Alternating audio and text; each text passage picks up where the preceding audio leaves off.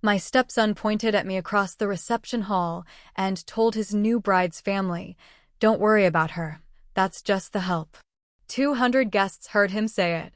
His own father's second wife married into this family for 11 years, and in one sentence, in front of everyone, I became invisible.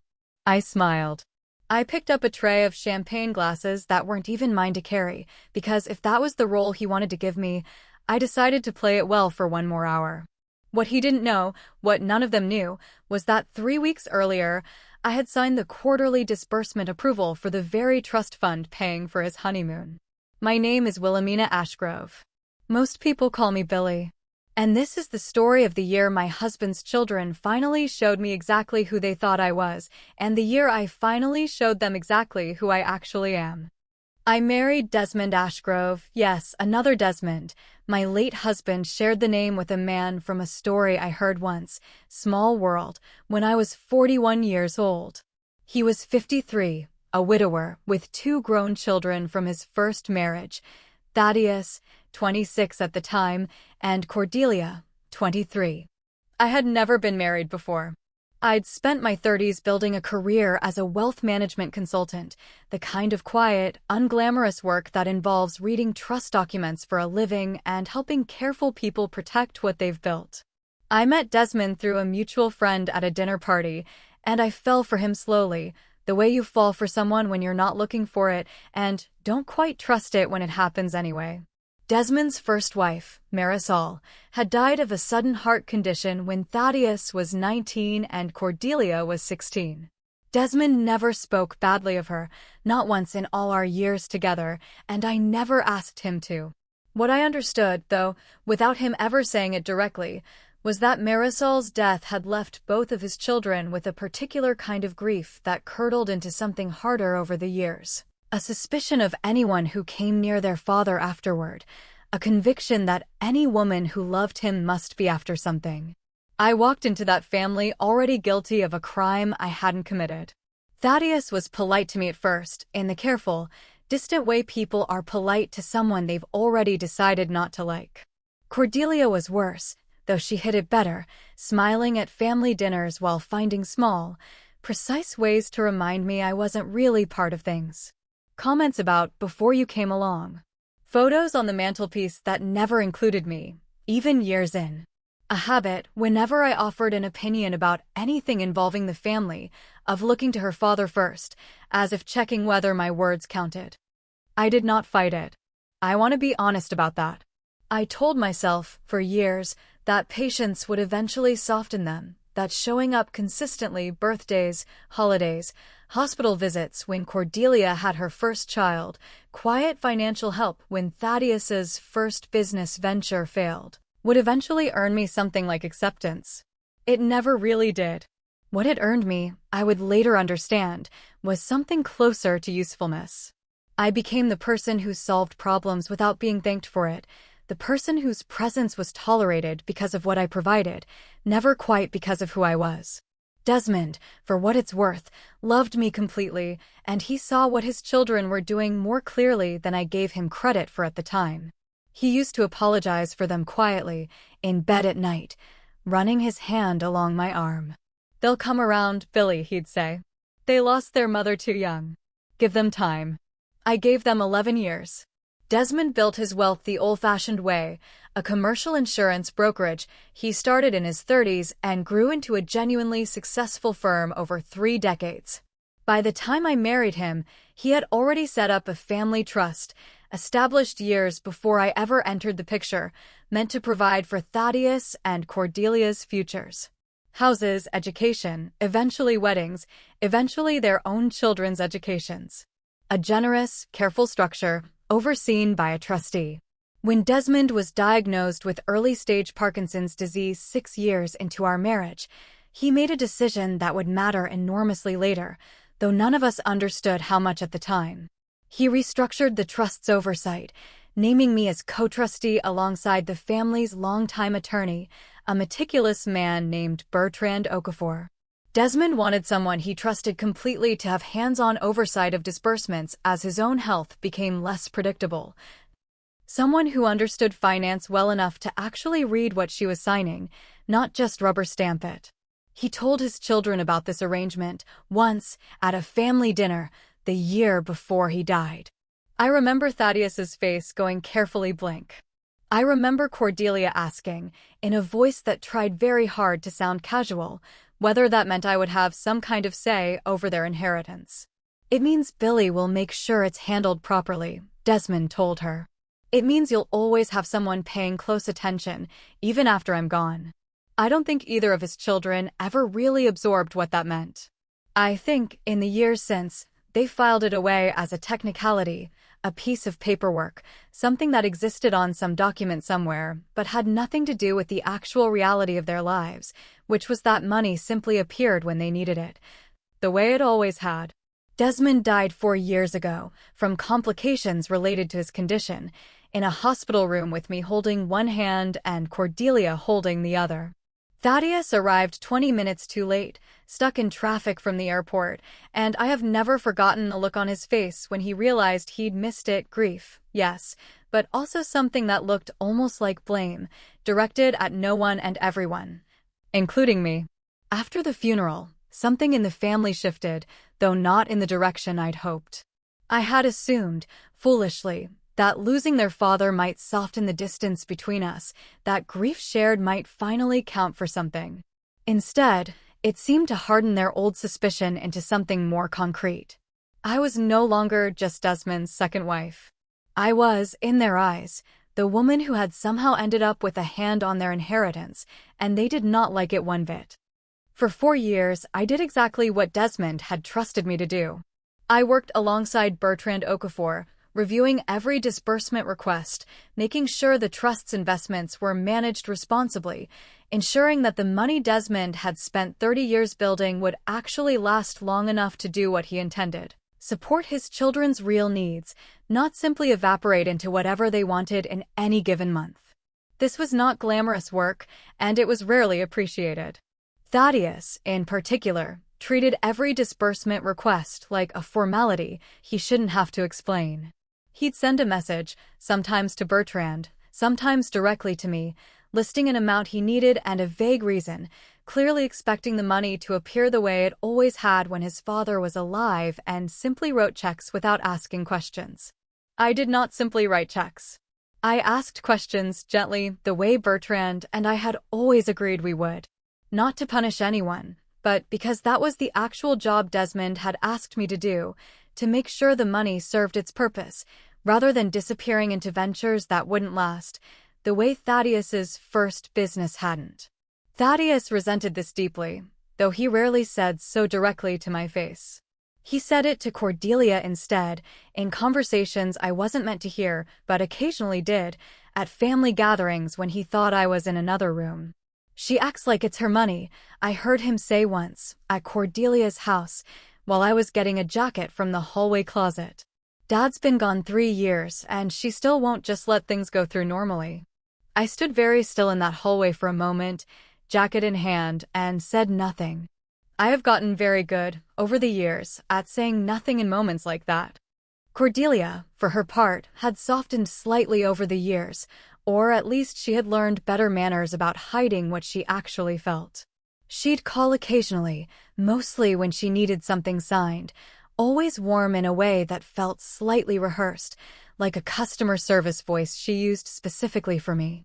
It was Thaddeus's engagement, 2 years after his father's death, that brought the underlying tension fully into the light.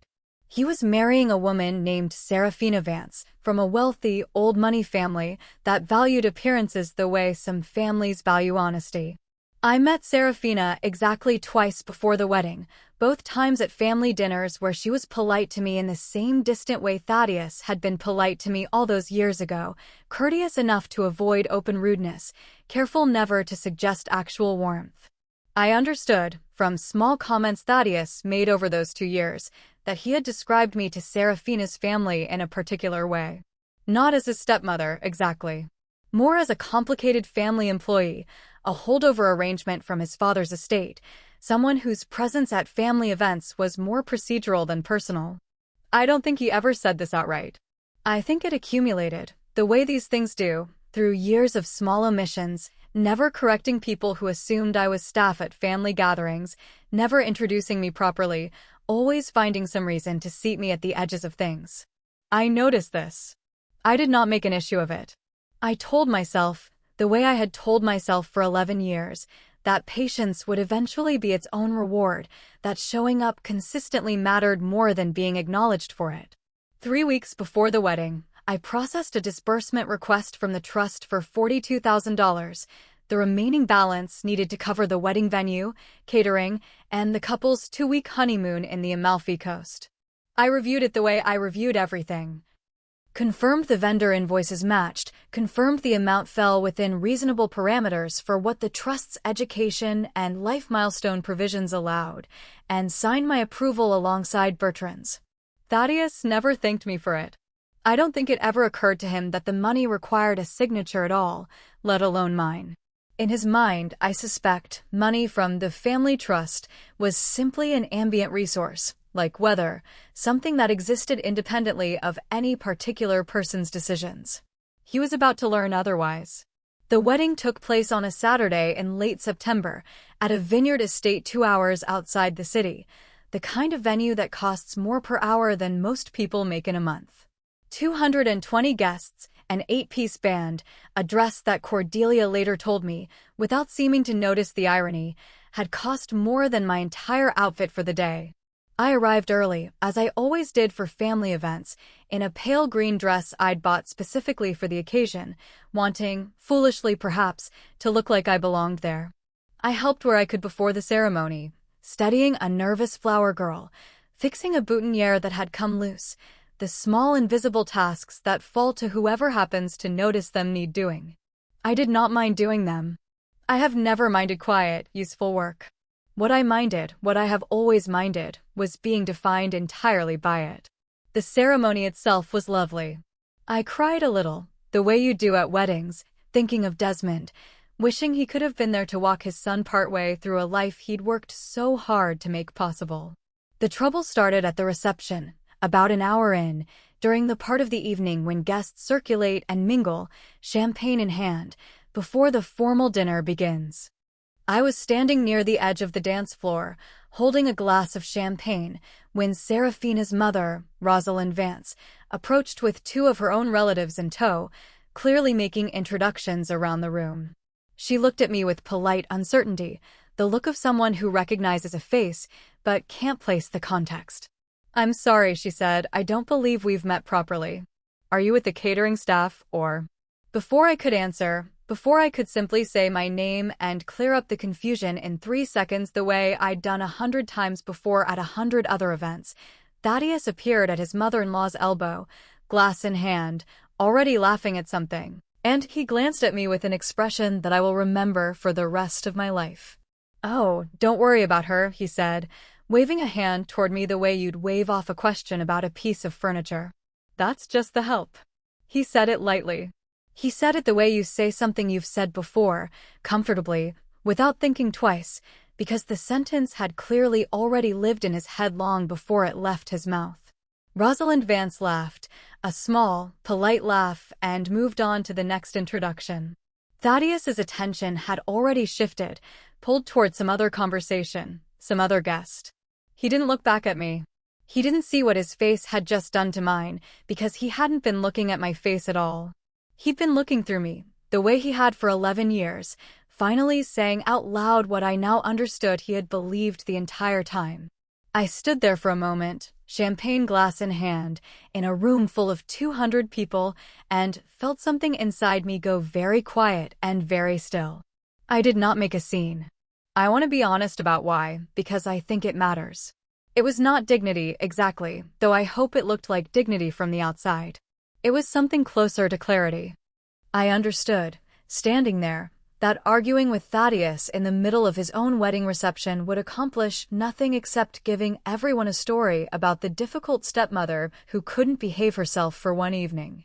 It would make me the problem, in a room full of people who already didn't know me well enough to see otherwise. So I smiled. I set my champagne glass down, picked up a passing tray of empty glasses because it gave my hands something to do, and I carried it to the catering station, where a genuinely kind young server named Perpetua looked at me with obvious confusion. "Ma'am, you don't need to do that," she said. "I know," I told her. "I just needed a minute." I spent the rest of the reception at the edges of the room, exactly where Thaddeus's introduction had placed me. I danced once with Cordelia's husband, who at least had the decency to seem uncomfortable about the whole thing. I left before the cake cutting, telling Cordelia I had a headache, which was true, though not for the reason she assumed.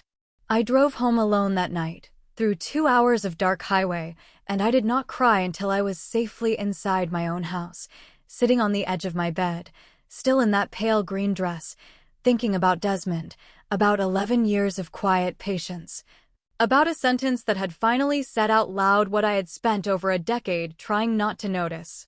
That's just the help. I sat with that sentence for a long time that night, and somewhere in the middle of sitting with it, the grief started turning into something else. Not rage exactly. Something colder and steadier than rage. Something closer to a decision.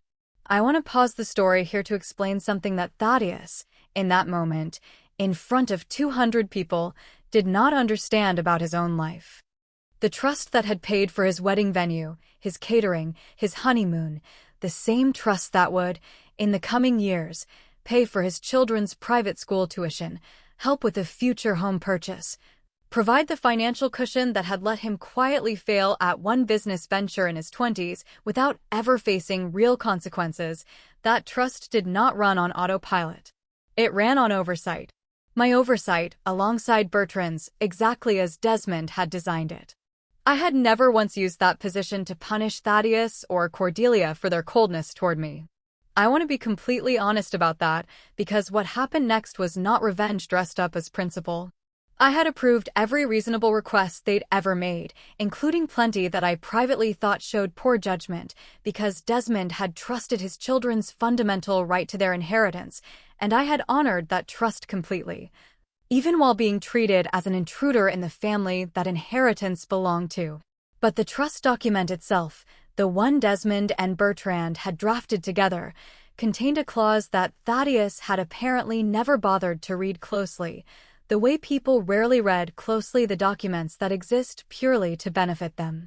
The trust required, for any disbursement above a certain threshold, documented confirmation that the funds were being used for their stated purpose, and it gave the trustees, meaning me and Bertrand, jointly, discretion to pause or review disbursements if there was reasonable concern about misuse or misrepresentation.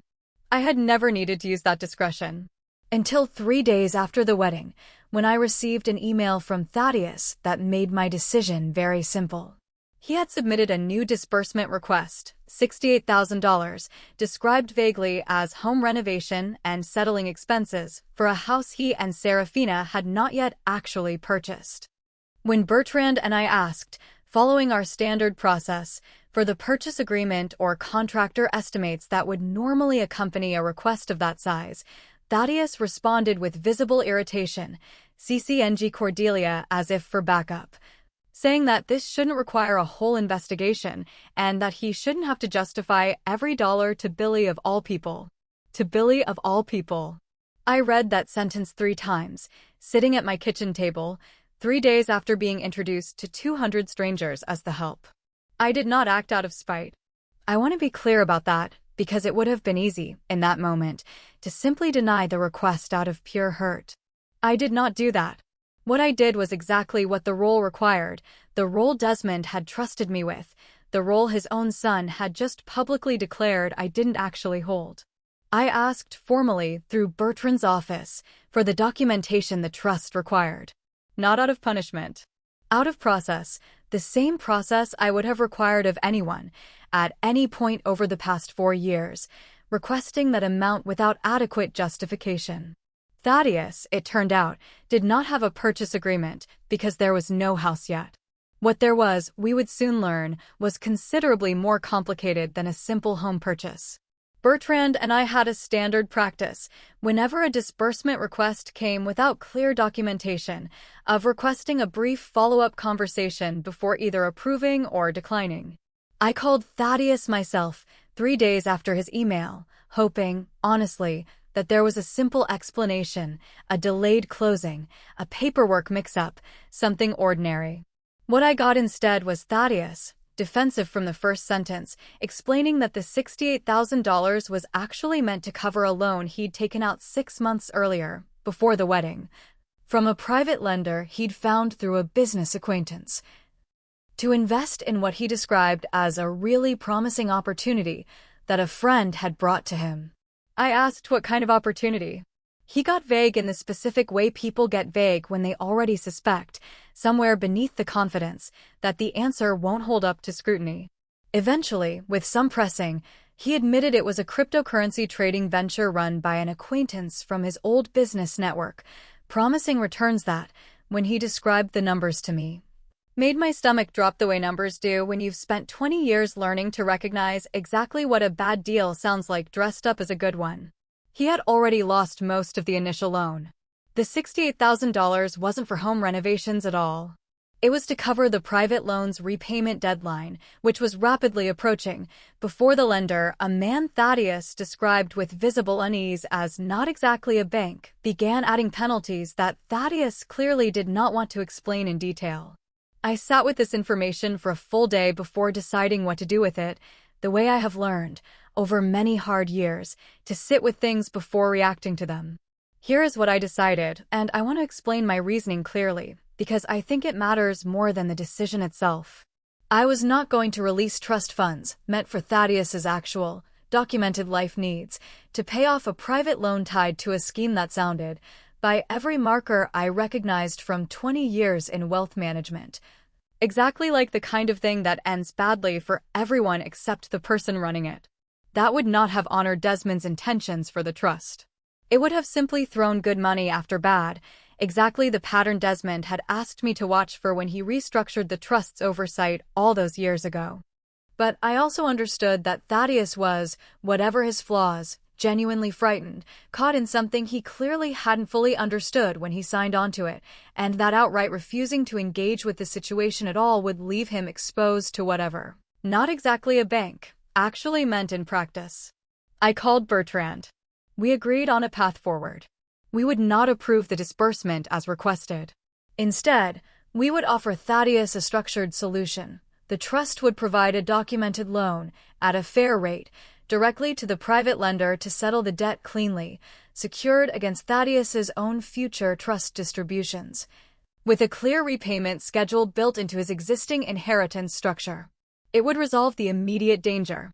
It would also mean, going forward, that a real and permanent record existed of exactly what had happened, and exactly how close he had come to losing far more than money.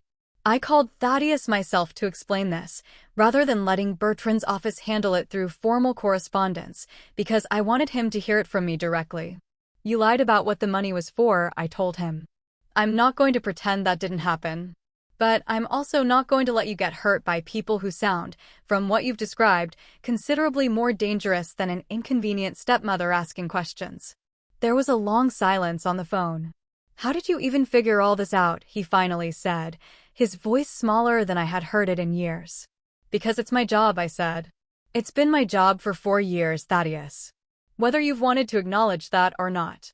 Thaddeus came to my house alone, about a week later, on a gray Sunday afternoon, without calling ahead. I opened the door to find him standing on my porch, looking considerably less certain of himself than he had at his own wedding 3 weeks earlier. I let him in.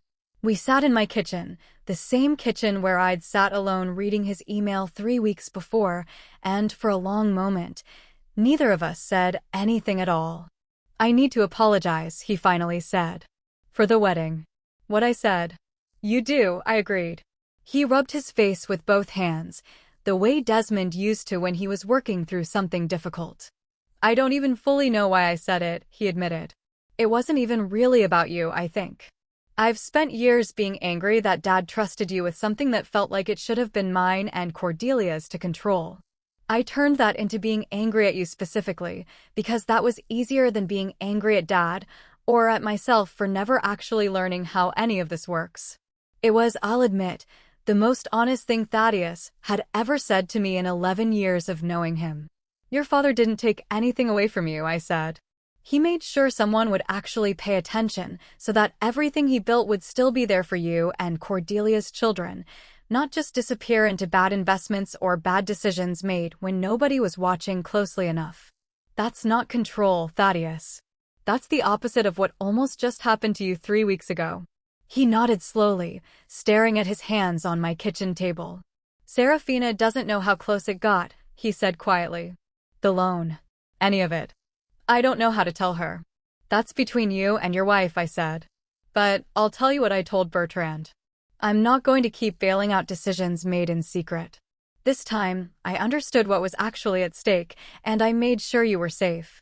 Next time, if there is a next time, you come to me honestly, before it becomes an emergency, or you don't come to me at all. He looked up at me then, and something in his face had genuinely shifted, the way faces shift when a person finally sees someone clearly after years of looking straight through them. I called you the help, he said. In front of everyone. And 3 weeks later you're the reason I'm not currently dealing with people who send collectors to your house instead of letters. Yes, I said. That's exactly what happened. He didn't ask me to keep it from Cordelia. I think he understood, by then, that I wasn't interested in keeping his secrets for him the way I'd spent 11 years quietly absorbing everyone else's discomfort about my presence in this family. But he did ask, before he left that day, whether there was any way to actually fix things between us, not as a transaction, not as gratitude for a crisis averted, but as something real. I told him the truth. I don't know yet, Thaddeus. Trust isn't something you rebuild in one conversation. But this is a better start than the last 11 years gave us. ## part 7. Cordelia. Cordelia found out about the loan situation a few weeks later, not from me, but from Thaddeus himself, who apparently decided that honesty, once started, was easier to continue than to stop. She called me the following evening, and I braced myself for a defense of her brother, the way family conversations usually went in that house.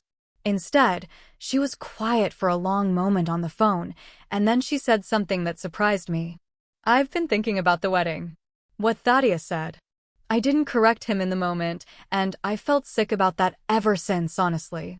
I told myself it wasn't my place to make a scene either. But I think the truth is I've spent years letting him set the tone for how this family treats you, because it was easier than pushing back. Why? I asked, genuinely wanting to understand, not performing hurt to extract an apology. She was quiet again. Because if I admitted you'd actually earned a place in this family, I'd have to admit that some of the coldness toward you all these years was never really fair. That's a hard thing to sit with about yourself, Billy. Easier to keep you at arm's length and tell myself it was about loyalty to Mom's memory, instead of admitting it was mostly just old habit and stubbornness. It was not a perfect apology. It did not undo 11 years in a single phone call. But it was honest, in a way very little in that family had been honest with me before, and I found that I valued the honesty more than I would have valued a more polished, more comfortable apology. It has been 2 years since that wedding. Things between Thaddeus, Cordelia, and me are not perfect. I don't think any family repairs itself completely from 11 years of quiet distance in the space of a few honest conversations. But something real did shift that year, cracked open by a sentence Thaddeus never meant for me to build anything from, and by a crisis that made him understand, in a way 11 years of holidays never had, exactly what my quiet, unglamorous oversight had actually been protecting. Thaddeus repaid the structured loan on schedule, every payment on time, and he has not, as far as I know, gone anywhere near another private lender since. He calls me now, sometimes, just to talk, not always about money. Last spring he asked my advice about a legitimate investment opportunity a colleague had brought him, and I walked him through exactly how to evaluate it properly, the way I'd have walked any client through it in my old career. He listened. He asked good questions. It was, in its own small way, one of the best afternoons we'd ever spent together. Cordelia and I have dinner together most months now, just the two of us, something that never happened in all the years her father was alive. She told me recently that her daughter, for years old, had started asking why Grandma Billy didn't live with them, and Cordelia had explained, gently, that families come together in different ways. And that some of the people who love us hardest are the ones who never stop showing up quietly, even when nobody says thank you. I still manage the trust alongside Bertrand, exactly as Desmond intended. I still ask the careful questions nobody wants to answer, still require the documentation nobody wants to produce, still hold the line Desmond trusted me to hold. Whether anyone in the room understands or appreciates what that actually protects them from. At Cordelia's daughter's 5th birthday party last month, I stood near the edge of the yard, the way I always used to at family gatherings, watching the party unfold. Thaddeus found me there, handed me a glass of lemonade, and said, without any prompting at all, "You know you don't have to stand at the edges anymore, right?" I told him I knew. "Old habits," I said, "take longer to unlearn than new ones take to build." He nodded, and for a while, we just stood there together, watching the children run across the grass, not saying anything at all, which, after everything, felt like exactly the right amount of words. I think about that wedding often, the 200 faces, the champagne glass in my hand, the sentence that tried to make me disappear. I have come to understand something about that moment that I did not understand while it was happening. Thaddeus was not entirely wrong, that night, about what I represented in that family. I had always been the quiet infrastructure holding things together, the person managing the details nobody else wanted to manage, protecting a future nobody else was watching closely enough to protect. He was only wrong about one thing. He thought that made me invisible. It made me exactly the opposite. If someone tried to erase you in front of a room full of people who didn't know any better, what would you have done? Would you have made a scene? Or would you have waited, the way I did, for the moment they needed you most to show them exactly who you really were?